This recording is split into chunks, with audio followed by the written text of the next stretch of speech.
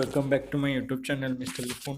ଆପଣ ବି ଦେଖିପାରୁଥିବେ ମୋର ଆମ ଘର ପାଖରେ ଗୋଟେ ମନ୍ଦିରଟେ ଅଛି, ମୁଁ ସେଇଠି ଅଛି ଏବଂ ଜାଗରର ପୂର୍ବ ଦିନର ପ୍ରସ୍ତୁତି ଆସନ୍ତୁ ଦେଖିବା। ଆମେ କ'ଣ କ'ଣ ସବୁ ନେଇଛୁ ଆଉ କ'ଣ କ'ଣ ସବୁ କରୁଛୁ ଆପଣ ଏମିତି ଦେଖିପାରୁଥିବେ। ମୁଁ ଏବେ ଠାକୁରଙ୍କୁ ଦେଖାଉଛି। ଏପଟ ସାଇଡ଼୍ରେ ଅଛନ୍ତି ଦୁର୍ଗା ମା, ଏପଟେ ଅଛନ୍ତି ଶିବଲିଙ୍ଗଟା ଅଛି, ଏପଟେ ଅଛନ୍ତି ମଙ୍ଗଳା ଅଛନ୍ତି, ତଳେ ଅଛନ୍ତି ଜଗନ୍ନାଥଙ୍କ ପାଖରେ ଅଛନ୍ତି ଲକ୍ଷ୍ମୀଙ୍କ ମୂର୍ତ୍ତି ଗୋଟେ ଅଛି, ଏପଟେ ଜଗନ୍ନାଥ ଅଛନ୍ତି, ସୁଭଦ୍ରା ବଳଭଦ୍ର ଅଛନ୍ତି, ଏପଟେ ଦୁର୍ଗାଙ୍କର ପିତ୍ତଳର ମୂର୍ତ୍ତି, ଏ ମଙ୍ଗଳାଙ୍କର ମୂର୍ତ୍ତି, ଏଠି ଶିବ ପାର୍ବତୀ ବି ଅଛନ୍ତି ଦେଖିପାରୁଥିବେ। ଏପଟେ ବୁଲାଉଛନ୍ତି, ଏପଟେ ଦେବୀଙ୍କର ମୁଖା ଅଛି ତିନୋଟି ପ୍ରଥମେ ଦେଖୁଛନ୍ତି, ତାପରେ ରାଧାକୃଷ୍ଣଙ୍କର ଗୋଟେ ପିତ୍ତଳ ମୂର୍ତ୍ତିଟି ଅଛି ଆଉ ଅନ୍ୟ ଦେବାଦେବୀଙ୍କର ଫଟୋ ମଧ୍ୟ ଏଠାରେ ଅଛି ଦେଖିପାରୁଥିବେ।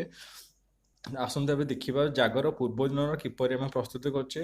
ଆସନ୍ତୁ ଏବେ ଆପଣ ମୁଁ ଦେଖାଉଛି ସବୁ ଦେଖନ୍ତୁ। ଠାକୁର ଘରର ବାସନ ସବୁ ମୁଁ ମାଜାମଜି କରି ରଖିଦେଇଛି। ଏଇ ଘଣ୍ଟି ଢାଳ ଗିନା ଏଇକା ସବୁ ମୁଁ ମାଜିମୁଜିକି ରଖିଦେଇଛି, ଆପଣ ଦେଖିପାରୁଥିବେ। ଏବେ ମୁଁ ସବୁ ଦେଖାଉଛି ଗୋଟେ ଗୋଟେ କିନା।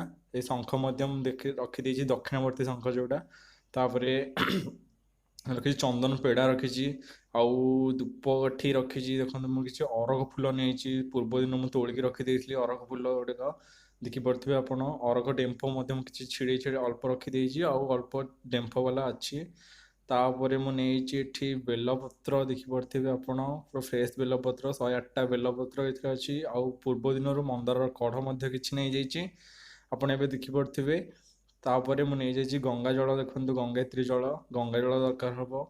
ତାପରେ ନେଇଛି କିଛି ପଞ୍ଚତୀର୍ଥ ଜଳ, ଏଇଟା ଆପଣଙ୍କୁ ପୂଜା ଜିନିଷ ଦୋକାନରେ ମିଳିଯିବ ଆରାମସେ ମାଗିଲେ। ତାପରେ ମୁଁ କିଛି ନେଇଛି ମହୁ ନେଇଛି କିଛିଟା ଅଳ୍ପ। ତାପରେ ମୁଁ ନେଇଛି ସଳିତା ନେଇଛି। ତାପରେ ନେଇଛି ଅଗୁର, ଏଇଟା ହେଉଛି ଅଗୁର ନେଇଛି କିଛି। ତାପରେ ନେଇଛି ଏଠି ଦହି କିଛି ନେଇଛି ଏବଂ କ୍ଷୀରଟା ମୁଁ ରଖିଛି ଫ୍ରିଜରରେ ରଖିଛି, ନହେଲେ ଛିଡ଼ିଯିବ। ଆଉ କିଛି ନେଇଛି ମିଶ୍ରି ରଖିଛି, ଗୋଟା ମିଶ୍ରି ଆଉ କିଛିଟିଆ ଗୁଣ୍ଡ ମଧ୍ୟ କରିଦେଇଛି। ଆଉ ଏଇଟା ନେଇଛି କୁଶ ମଧ୍ୟ ନେଇଛି, କୁଶରେ ଛିଞ୍ଚ ଛିଞ୍ଚି କରିବା ପାଇଁ। ଆଉ ଏଠି ଧୂପକାଠି ନେଇଛି ଅନୁଶ୍ରୀର। ଆଉ ଦେଖିପାରୁଥିବେ ଆପଣ ଏଠି ହଳଦୀ ଗୁଣ୍ଡ କିଛି ନେଇଛି। ତାପରେ ଏଠି ଦେଖନ୍ତୁ ଟୋପିଟା ନେଇଛି, ଏଇଟା ଖାସ୍ ଜାଗରରେ ମିଳେ ଏଇ ଟୋପିଟା, ଆପଣ ଏବେ ଦେଖିପାରୁଥିବେ। ଆଉ ଏପଟେ ଅଖଣ୍ଡ ଦୀପଟା ଗୋଟେ ନେଇଛି, ତା ମଧ୍ୟରେ କିଛି ଅଛି ଶ୍ରୀକର୍ପୂର, ଆପଣ ଦେଖିପାରୁଥିବେ। ତାପରେ ମୁଁ ଏମିତି ଭାବରେ ପ୍ରିପାରେସନ୍ କରିଛି। ଆଉ କେମିତି ଫଳ ହେଇକା ରଖିଛି, ସେଉ କମଳା ଅଙ୍ଗୁର କଦଳୀ ହେଇକା, କଦଳୀଟା ମେନ୍ ରଖିଛି ଘର୍ଷଣ କରିବା ପାଇଁ। ମୁଁ କେମିତି କ'ଣ ପୂଜା ବି କରିବି ସେଇଟା ମୁଁ ଜାଗର ଦିନ ପୋଷ୍ଟ କରିବି, ଆପଣ ଦେଖିପାରୁଥିବେ। ପୁରା ଠାକୁରର ମନ୍ଦିର ଘରଟା, ପୁରା ଠାକୁର ଘରଟା ପୁରା ଦେଖିପାରୁଥିବେ।